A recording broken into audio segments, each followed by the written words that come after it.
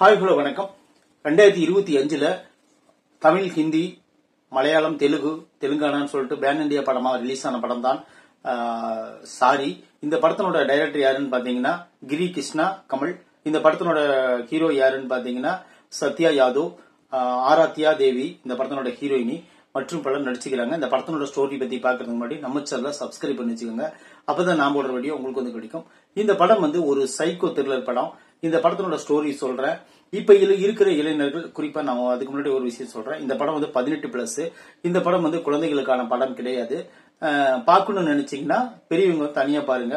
குழந்தைகள் யாரும் பார்க்கறதுக்கு அனுமதிக்காதீங்க. இப்ப இருக்கிற காலகட்டங்கள்ல இன்ஸ்டாகிராம், வாட்ஸ்அப், பேஸ்புக்னு சொல்லிட்டு வலைதளங்கள், யூடியூப்னு சொல்லிட்டு நிறைய வலைதளங்கள்ல வந்து சரியான விஷயங்களை விட தவறான விஷயங்கள் அதிகமா இருக்குது அப்படின்னு சொல்லிட்டு உங்களுக்கு எல்லாத்துக்குமே தெரியும். அது போல இந்த படத்துல வந்து நிறைய விஷயங்களை வந்து தவறான விஷயங்களை பெண்கள் போய் மாட்டிக்கிறாங்க, அதே போல ஆண்கள் போய் மாட்டிக்கிறாங்க அப்படின்னு சொல்லிட்டு நம்ம தினம் செய்தித்தாள்ல, பேப்பர்ல, டிவில, எல்லாரும் தொலைபேசியில எல்லாத்திலயும் நம்ம பாக்குறோம். இருந்தாலும் சில பேர் போய் அதுல வேணுமனே மாட்டிக்கிறாங்க, தெரியாம மாட்டிக்கிறாங்க, அது போல இருக்கிறாங்க. அது போலதான் ஒரு கருத்து சொல்ல வந்த படம் தான் சாரி. இந்த படத்தினுடைய ஸ்டோரி என்னன்னு பார்ப்போம். அந்த ஸ்டோரி என்னன்னு பாக்குறதுக்கு முன்னாடி நம்ம சேனலை சப்ஸ்கிரைப் பண்ணி வச்சுக்கோங்க.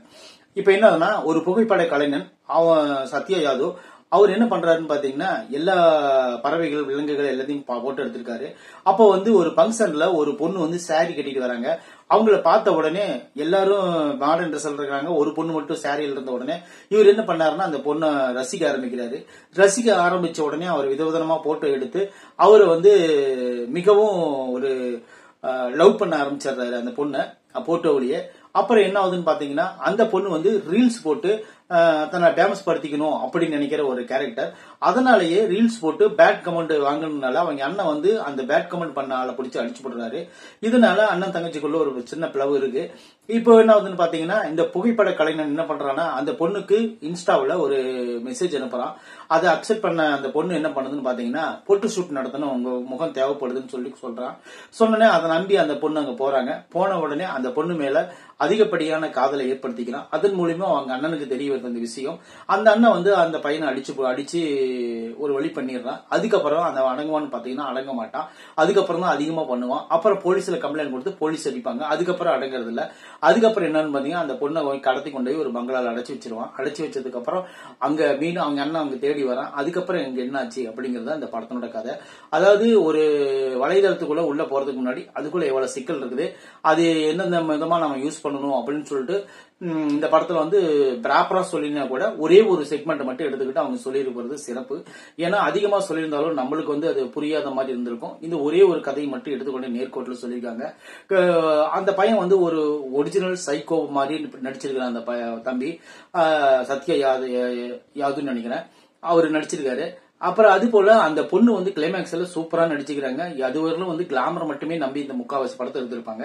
அதுக்கப்புறம் என்னதுன்னு பாத்தீங்கன்னா அந்த கிளைமேக்ஸ்ல வந்து ரொம்ப அழகா அந்த வெறித்தனமான அந்த ஆக்ரோஷமா கொல்ற சீன்லாம் உண்மையில அந்த பொண்ணு மிரட்டுற மாதிரி நடிச்சிருப்பாங்க. அது போலதான் அந்த பையனும் நடிச்சிருப்பாரு. அவங்க என்னன்னா வரக்கூடிய கேரக்டர் டீசென்டான ஒரு சிறப்பான கேரக்டர். அது போக இந்த படத்துல வர எல்லாருமே ஓரளவுக்கு சூப்பரா நடிச்சிருக்காங்க. தொடர்ந்து ஒரு 8-9 கேரக்டர் நினைக்கிறேன் இந்த படத்துல மொத்தமா நடிச்சது. இது பட்ஜெட் படம் தான். ஆனா இருந்தாலும் பட்ஜெட் படம் தெரியக்கூடாது அப்படிங்கிறதுக்காக டிசைனிங், ஆர்ட் ஒர்க் எல்லாமே நல்லா நடிச்சுக்கிறாங்க. இந்த படத்துல வந்து குறிப்பிட்டு சொல்ல போனா இன்டர்வல் சீனும் கிளைமேக்ஸ் சீனும் மிக சிறப்பா கொடுத்திருக்காங்க. அது வந்து நம்பும்படி இல்லைன்னா கூட ஒரு சில சீன்கள் வந்து நம்மளுக்கே திகில் ஊட்டும் வகையில் நடிச்சிருக்காங்க. அது ஒரு விஷயம். இன்னொரு விஷயம் என்னன்னா இந்த படத்தை வந்து ஒரு 2 மணி நேரத்துக்கு பக்கமா ஓடுது, 2 மணி நேரத்துக்கு மேலேயே ஓடுது. ஆனா அந்த அளவுக்கு இந்த படம் வந்து 2 மணி நேரம் வரதுக்கு கிடையாது. இந்த படம் வந்து ஒரு 1.25 மணி நேரம் 1.5 மணி நேரத்துக்குள்ள ஷார்ட்டா கொடுத்திருந்தாங்கன்னா இந்த படம் இன்னும் பேசும்படியா இருந்திருக்கும். அதாவது வந்து ஒரு பெண் வந்து எந்த அளவுக்கு நம்ம வந்து கரெக்டா இருக்கணும் அப்படிங்கிறது வலியுறுத்துற மாதிரி இந்த படத்துல சொல்லியிருக்கிறாங்க.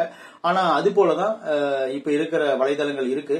அதுக்கு தகுந்த மாதிரி நம்ம உஷாரா இருந்துகிட்டோம்னா நம்மளுக்கு எல்லாத்துக்குமே நல்லது அப்படிங்கிறது இந்த படத்துல வலியுறுத்துறாங்க.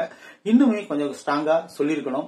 இன்னும் 2-3 கதையை இதுக்குள்ள உள்ள வச்சிருந்தாங்கன்னா நம்மளுக்கு கொஞ்சம் நல்லா புரியும்படியா இருந்திருக்கும். ஒரே கதையா இருக்கிறதுனால நம்ம நிறைய படங்களை பார்த்து பழகின சீன்கள் மாதிரியும் இருக்குது. அப்புறம் இன்னொரு விஷயம் என்னன்னு பாத்தீங்கன்னா, காதல் கொண்டேன் படத்துல தனுஷ் கிளைமேக்ஸ்ல பண்ற சீனா அப்படியே அந்த படத்துல அந்த தம்பி பண்ணுவாரு, ஹீரோவா இருக்கிற தம்பி. அதெல்லாம் பார்க்கும்போது நம்மளுக்கு அந்த ஞாபகம் வருது. ஆனா இருந்தாலும் இந்த படம் வந்து ஒரு வேறு விதமான ஒரு படம். இதை பார்க்கணும் அப்படின்னு நினைக்கிறவங்க வந்து 18 வயசுக்கு மேல இருக்கிறவங்க பாருங்க, அதுக்கு கீழே இருக்கிறவங்க இந்த படத்தை பார்க்காதீங்க. ஏன்னா இந்த படத்துல வந்து அதிகப்படியான கிளாமரும் அதிகப்படியான ரத்தம் தெரிக்கக்கூடிய காட்சிகள் நிறைய இருக்குது. அதனால நான் சொல்றேன், இந்த விமர்சனம் பிடிச்சிருந்துச்சுன்னா கண்டிப்பா நம்ம சேனலை சப்ஸ்கிரைப் பண்ணிச்சுக்கோங்க. அப்பதான் நான் போடுற வீடியோ உங்களுக்கு வந்து கிடைக்கும். ஒரு டைம் பார்க்கலாம் இந்த படத்தை. தேங்க்யூ.